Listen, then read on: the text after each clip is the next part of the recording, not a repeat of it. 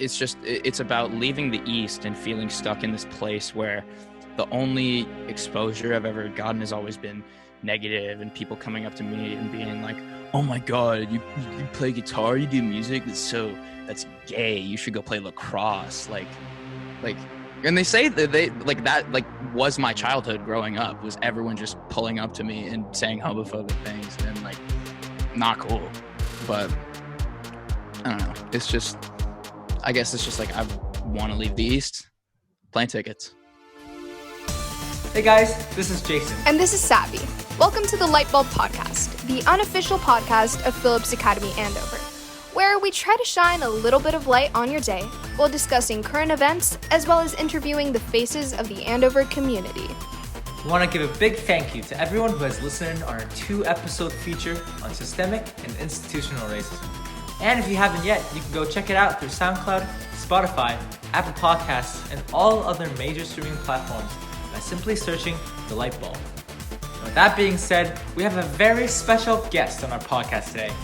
He is a talented music composer, songwriter, singer, and producer, and he has graciously given us an exclusive listen to his brand new unreleased single, Plane Tickets. We will demo the entire song at some point later in this episode, so be sure to stick around and don't miss out. Without further ado, the LightBulb presents Jack Warren.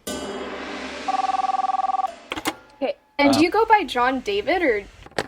So pretty much like every John I know has gone by Jack, and that's just always what my parents and my sister, everyone I knew growing up, referred to me as. So I just kind of stuck with it. And also, I feel like, don't you feel like John is like a really formal name? Like if I was ever to be like a big businessman, maybe I'd be John or John David. But for now, I think Jack is a much better fit. You know what I mean? I see. Well, we actually took the pleasure of finding the definition of your name. Oh, really? I'm not sure if you have looked this up before, but we went on the Urban Dictionary. And Jason, would you care to read off the first definition? Sure. So you go by Jack, right? You go by Jack. So Jack actually has 2 definitions. It's a word with many meanings. So first of all, Jack can mean a short, stubby warlord, can summon a turtle army at will, and rages at the little struggles of life. Now does that describe you? What you say? I mean, sometimes like low-key, but I don't know if I'm a stubby warlord, but damn. Yeah. What's the other You can one? summon a turtle army at will. That's pretty powerful. And the second definition, yes, that one says Jack, another feature that Apple has deemed unnecessary. Nice. Yeah. Of course. Very useful information. I'm gonna put that on every resume from now on. Yeah, college application. Just like all you need to know about me are those 2 things, and the rest is just useless. Don't let me in. So many turtles will come. Exactly. All right. So to get into it, of course, we're here to talk about your music, and just so we know a little bit about your background, how would you say did you get into music in the first place? So, I don't know why. I just I guess maybe it was because like my sister played violin, but I don't know. One day when I was 5, I was just like, Mom, like I really want to play guitar. And then she was like, I bet. So like she signed me up for classical guitar lessons, and I was doing that for a while. And basically I took lessons at this place called the South Shore Conservatory, and the way they do like classical guitar there is it's this thing called the Suzuki method, which is you like progress by learning certain songs in a book, and they're all classical pieces. And that's like, I think that's why like in a lot of my music, or in a lot of the music I like, it's a lot of like finger picking type stuff, because that's all I learned when I grew up. And then when I was like 9, I was like, I really hate classical music. I don't like playing this. I'd rather listen to AC/DC and bang my head. And so that's what I did. And then I got like a hand-me-down electric guitar from one of my dad's friends, and the rest is history. And then I started taking lessons with a dude named Eric, who like shaped me into what I am now. Guitar is also the only instrument that I've ever like actually been formally trained in, I guess. You know what I mean? Like I haven't taken lessons for anything else. What other instruments do you like sort of play?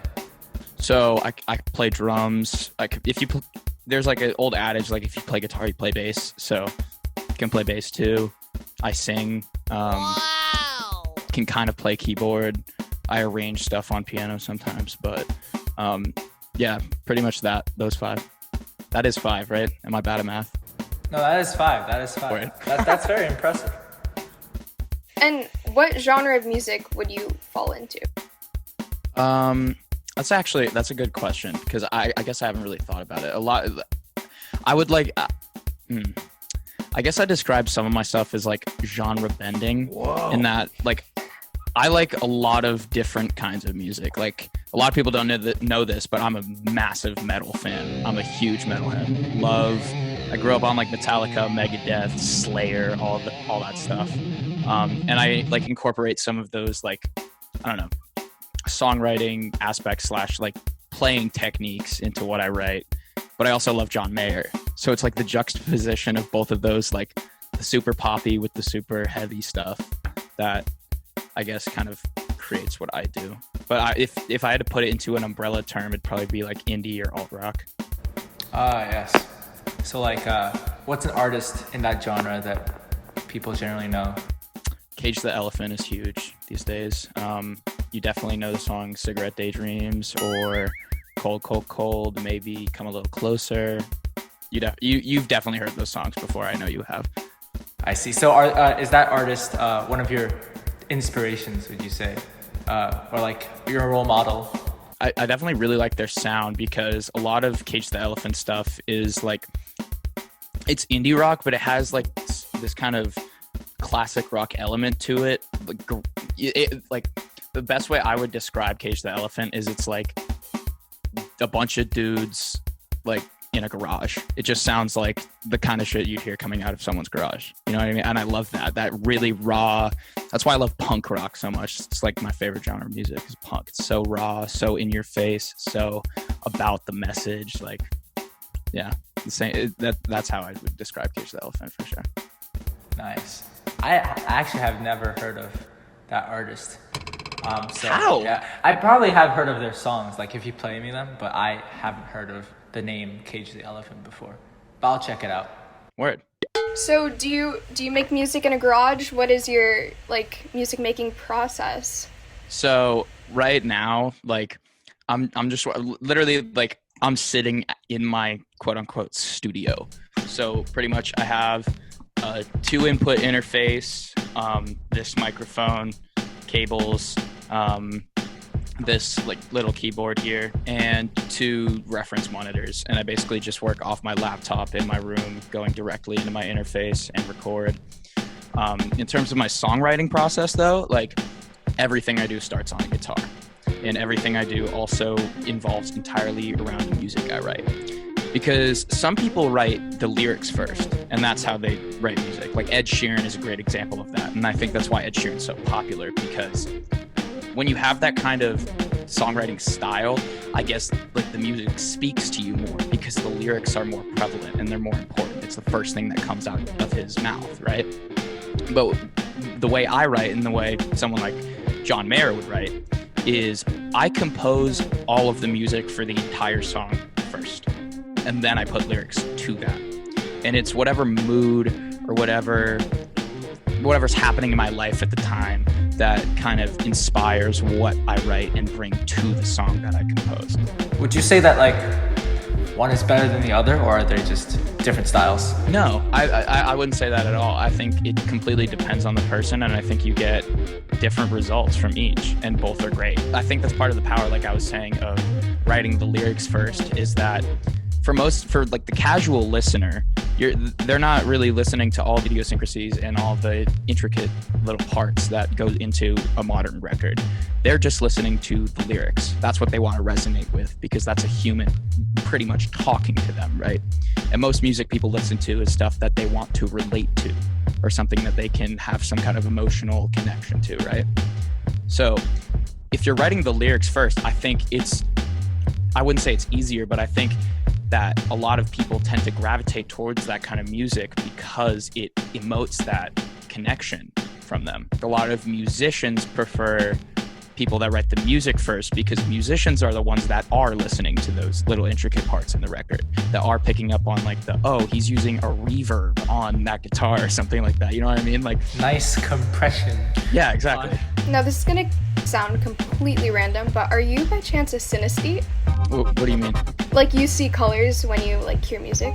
Oh, yeah. I know what you're talking about. I don't, but I know people that do. And actually, it's interesting. My sister is kind of the same way. Like, not to mention, like, this actually has to do with this. Probably one of my sisters, like, a rocket scientist. Not even kidding. Works for, like, Northrop Grumman, builds rockets and shit. But she, like, sees colors with numbers. So I'm not the same with music. I wish I was, because that would be dope. But no, I am not. That would be cool though. Actually, one of our founding fathers, Ishu, could not be here, but he wanted to know very specifically. Ishu had a very specific question. He was very curious about. First of all, do you listen to music when you exercise or do other things, or? Definitely. I can't exercise without music. When you do, the music that you listen to, Ishu wants to know if, say you have a playlist when you exercise, do you have your own songs in that playlist to play when you exercise? Like, no. Do you listen to your own music? Because I listen to like murder rap when I'm exercising. I listen to like, there's this dude from Dorchester named G Fredo that's killed like 7 people, and he has banger stuff on Spotify. It's so good. And I don't know, when I'm running, it just makes me like, because they're always talking about like, yeah, kill people, and then I'm running, I'm like, yeah, I don't know, it gets you in the mood to just like destroy your workout, you know what I mean? Or like metal. That's generally what I listen to. But no, I don't have my own music on my playlists. In what cases do you listen to your own music, or is it just when you make them? I listen to my own music in like the car or on different speakers, because as an audio engineer and as a producer, I need to make sure I did a good job with the mix. So in order for me to do that, I like to listen to it on different kinds of speakers, because different kinds of speakers have their own characteristic qualities to them. Right. Like listening to my own music on these reference monitors that I have is going to give me the clearest possible sound of my record, but it's not going to give me, what it would sound like in someone's 2010 Toyota Prius, right? Right. And as a mix engineer, I need to make sure it sounds good no matter where it's being played.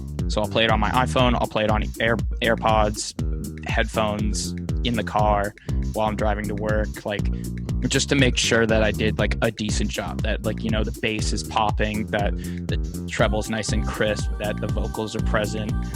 Those are really the cases where I actually truly listen to my own music. But, I've been at like friends' houses and they've like put it on, and then I just kind of have to sit there awkwardly and be like, thanks. So you don't listen to it for fun at all, right? No, right. I don't. Yes, Ishu's question is answered. We will, thank goodness. Transfer that answer to him. Well, may I ask like why he wanted to know so bad? I have no idea. He insisted that we ask this question. Okay. Oh yeah, go ahead. My turn, Jason. Okay. So how long on average does it take you to like produce a song fully? Depends on what I'm working on, because like my album, I was trying to get it out by July, but unfortunately a lot of the files that I was working with were on, I actually have it right here, were on this flash drive, this black Lexar flash drive. And one day this little bugger decided, you know what, I'm going to corrupt myself, and so that Jack has to start the entire album over from scratch. Oh, no. And there's nothing I can do about it. So that's fun. But I don't know, like making beats is very different from like composing music, because when I'm producing stuff for other people, like rappers, like I could make a beat in 30 minutes and send it out, and then I'm just waiting for their vocals to get back, and from there it's just technical stuff like mixing. But if I'm writing something, that takes me a while, because I usually write the music in like a day or two, and then after that it takes me a really long time to find the right motivation or the right inspiration to write lyrics that I think actually are profound and mean something for the record. So like, I touch on that in a lot of my lyrics anyway. Like in the song Green Embers, like a lot of that is about like there's a line in that that's like, it's second verse, like stimulated, medicated, you don't need to be frustrated, winter can be frigid, but the summer got me so sedated. I've been waiting, it's complicated, where the fuck can I get some motivation? It's like I'm never really in the zone to write what I actually want to write, and I feel like if I try and force something, it's going to come out corny and stupid.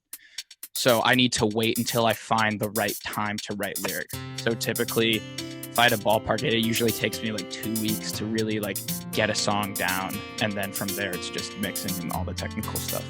I see. That's very interesting. Speaking of, you talked about one of your songs just now. You actually sent us a demo, rough mix or demo of a song that you have not released yet. So, in other words, this is an exclusive. Right? Yes, only for the best, only for the finest at the LightBulb podcast. Yes, of course. Thank you. So right now, actually, we're gonna play it. Most people want money, but all I want are plane tickets. 5-hour flight away, then maybe you could ride with me. Been a few months back and forth, trying to fight distance. I know it's hard, but I promise that we are almost finished. Don't get to see the autumn leaves. Maybe there's a chance we'll see the grass turn green. But for now, there's simply no way to plan it. I should've known it, I can't stand it. Most people want money, but all I want are plane tickets. 5-hour flight away, then maybe you could ride with me. Been a few months back and forth, trying to fight distance. I know it's hard, but I promise that we are almost spending late nights at the restaurant. I can't wait till I take off. We're gonna get it all together, far as I can see. When the movement of the weather starts blocking you from me.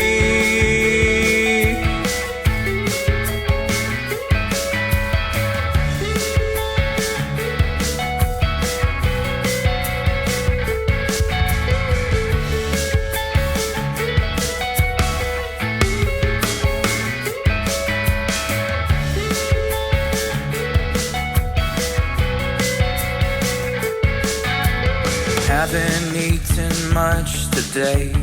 Working on the weekend for minimum wage. I guess that's the price you have to pay when you don't have the energy to flip a page.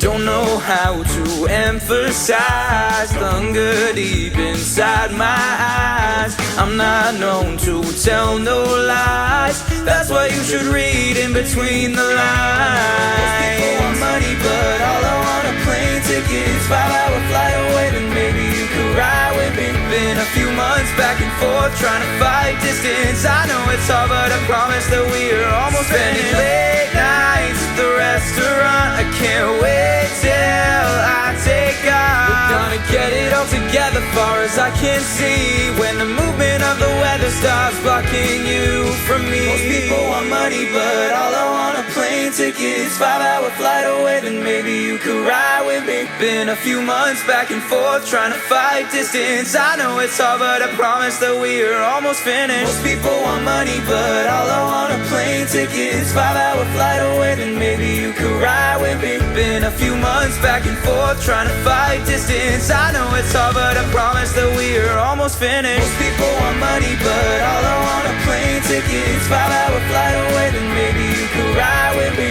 Been a few months back and forth, trying to fight distance. I know it's hard, but I promise that we are almost spending late nights at the restaurant. I can't wait till I take off. I know I've said this all before, around 1,000 times. You don't need to bring a jacket, you can just wear mine.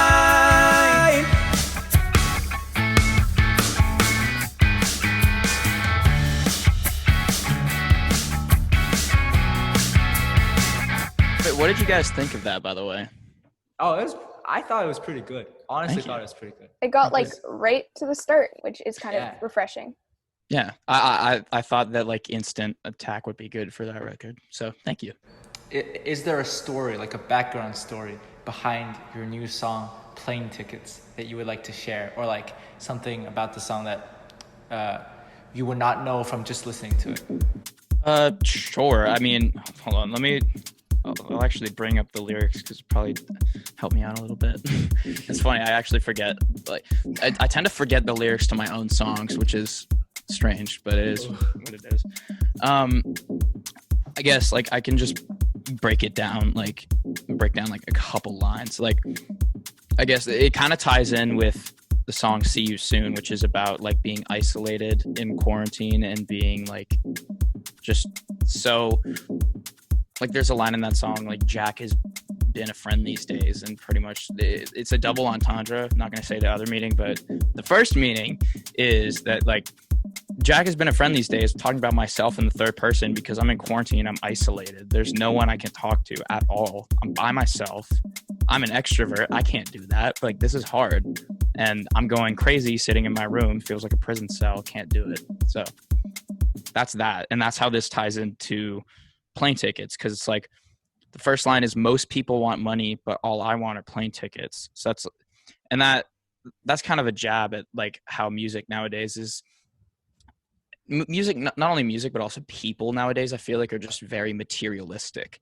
And that's kind of the culture right now, is that, you know, everyone wants money. Everyone wants that, you know, designer drip and all like who cares? Like, all I want are plane tickets. All I want is to go out to California and pursue what I actually want to do and never work an office job. And that's pretty much what the song is about, is like just wanting to, like, there's another song that I think I played at like class of 22 meeting or something. I don't even remember, but like it's about leaving the East and feeling stuck in this place where the only exposure I've ever gotten has always been negative, and people coming up to me and being like, oh my god, you play guitar, you do music, that's gay, you should go play lacrosse. Like and they say that that was my childhood growing up, was everyone just pulling up to me and saying homophobic things, and like, not cool. But I don't know, I guess it's just like, I want to leave the East. Plane tickets, gotta buy them. All right, that was deep. That's interesting. Yeah, that was deep. That was deeper than I personally expected. No, dude, you gotta really read the lyrics to a lot of these songs, bro. You gotta dive in. There's a lot more than meets the eye. I'll tell you that much. Interesting. Wouldn't it be meets the ear? Yeah. It would be meets the ear. I listen to a lot of like indie rock as well. I really like Coldplay, and now they're more like pop or whatever. But their old stuff, like their A Rush of Blood to the Head. Yeah, album. I completely agree with that. I think their old stuff is way better than their new stuff. Yeah, but I just thought of that because your artist name is. Wait, is your album name Headrush or? No, that's so like. I can actually, explain why that's my name. Okay. Because like, I didn't want to just be Jack Warren, because that's boring. Jack Warren, who wants to listen to that? Like. So I wanted something exciting and something different. Not to mention, like, probably one of my biggest inspirations, which I didn't actually touch on earlier, is Dave Grohl. Now, if you don't know who that is, he's the frontman for the Foo Fighters, and he was also the drummer in Nirvana. And after Kurt Cobain died, Dave Grohl was like, you know what, I'm going to go make a record, and I'm going to record every instrument myself, mix it, produce it, put it out there, and call it Foo Fighters. And I was like, if Dave Grohl can do that, why can't I do that? So I was just like, I'm going to be a one-man band and record every instrument myself, do all that stuff, and I'm just going to name it Headrush. And that's just the first thing that came to my mind. Thought it had a nice ring to it, and there you go. But yeah, that's pretty much the origin of the name. Yeah, that's a very interesting story. Inspirational, one can say. What's so funny? No, because you and Isha use the same words. Inspirational, legendary. It is legendary. Truly sensational. Actually, I don't know if you can see it, but there's actually a Foo Fighters poster right. Oh yeah, it's sort of sticking out. I can see it. Yeah. Wait, I feel like I've heard of them, but I kind of haven't. You definitely have. Everlong, Not Ring a Bell, Learn to Fly. None of those? Really? Oh my God. I saw them at Fenway Park in 2015. One of the best experiences of my entire life. So are they like an old band or like? They're from the 1990s. I like see. late 90s, and that matches up with the timeline because, of course, Kurt Cobain died in 1994. Dave Grohl, that album came out in 1995. Since then till today. So they're like, oh shit, Foo Fighters is 25 years old, dude. What? Whoa. Yeah, that's crazy. I didn't even realize that until just now. How's quarantine?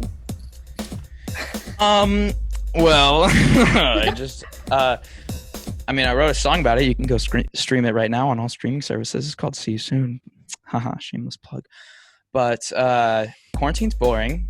I play a lot of Call of Duty. I make a lot of music, and I'm working at a restaurant right now. Also touched on in plane tickets. But Yes. yeah, it's just boring. I don't get to see anyone. I watch a lot of YouTube.